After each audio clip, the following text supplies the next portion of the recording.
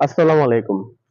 আপনারা যারা পুরাতন মোটরসাইকেল কিনতে চান, অনেক সময় কি করেন আপনারা মোটরসাইকেল সম্পর্কে ভালো কোনো কিছু বুঝেন না।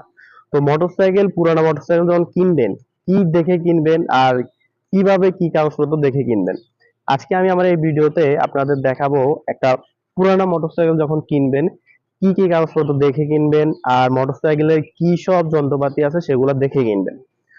তো সর্বপ্রথম আপনারা যখন একটা পুরাতন মোটরসাইকেল কিনবেন, আপনি সর্বপ্রথম একজন ভালো মেকানিক যদি আপনার পরিচিত থাকে তাহলে তো ভালো, আর যদি আপনার পরিচিত না থাকে আপনার ভাই বেড়াদার আত্মীয় স্বজন কারো যদি পরিচিত থাকে তাদের মাধ্যমে একজন ভালো মেকানিকের দ্বারা আপনি মোটরসাইকেল ট্রাই করার জন্য নিয়ে যাবেন। আপনার একজন ডাক্তার যেমন একজন অসুস্থ মানুষকে দেখলে বুঝতে পারে যে তার হাতে পায়ে কোন জায়গায় সমস্যা আছে, দেখলে বুঝতে পারে। তো একজন বাইক মেকানিক যখন একটা বাইক দেখে সে কিন্তু খুব সহজে বুঝতে পারে যে বাইকের কোন জায়গায় কি সমস্যা থাকতে পারে। তো তারপরও মেকানিক যখন আপনি একটু গাড়িটা রাউন্ড দিবেন তখন কিন্তু আরো খোলালি মানে আরো খোলালি ভাবে বুঝতে পারবে যে গাড়ির কোনো সমস্যা আছে কিনা। তো আপনার দেখা গেল যে গাড়ির ইঞ্জিন যদি খোলা হয়ে থাকে সেই ক্ষেত্রে ইঞ্জিনের সমস্যা থাকতে পারে।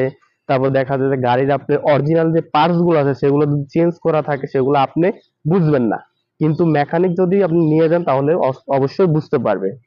তো আপনার সর্বপ্রথম আপনার একজন মেকানিক নিয়ে গেলে আপনি পুরাতন বা বাইকের যদি কোনো সমস্যা থাকে তাহলে বুঝতে পারবেন।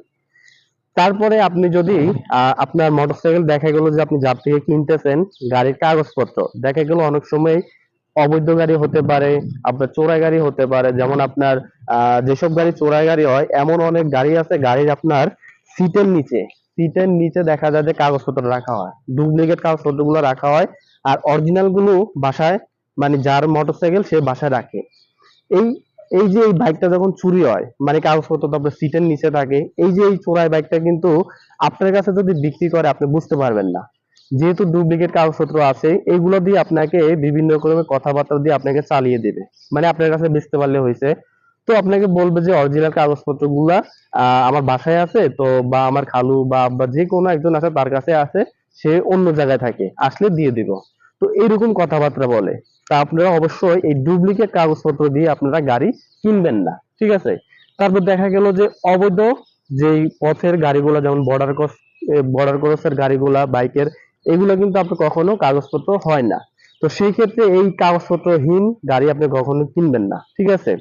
তো তারপর দেখা গেল আপনার মোটরসাইকেলের যে চেসিস নাম্বার, মানে অবৈধ মোটরসাইকেলের কিন্তু চেসিস নাম্বার হয় না, ইঞ্জিন নাম্বার হয় না। তো অবশ্যই আপনি যদি একটা মোটরসাইকেল পুরানো মোটরসাইকেল কিনতে চান অবশ্যই আপনার এই যে ইঞ্জিন নাম্বারটা তারপর চেসিস নাম্বার এগুলো আপনি ভালোভাবে মিলিয়ে দেখবেন, ভালোভাবে এগুলো খেয়াল করে তারপর কিনবেন। তারপরে আপনি যখন একটা মোটরসাইকেল সেকেন্ড হ্যান্ড কিনবেন, যদি এই মোটরসাইকেলের যদি আপনার ডিজিটাল নাম্বার প্লেট হয়ে থাকে তাহলে তো ভালো।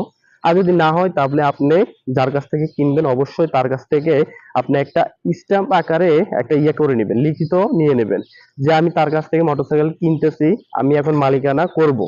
তো সেই ক্ষেত্রে মালিকানা যদি আপনি করতে যান, যদি আপনি তার থেকে স্ট্যাম্পটা নিয়ে যান কোনো সমস্যা হবে না।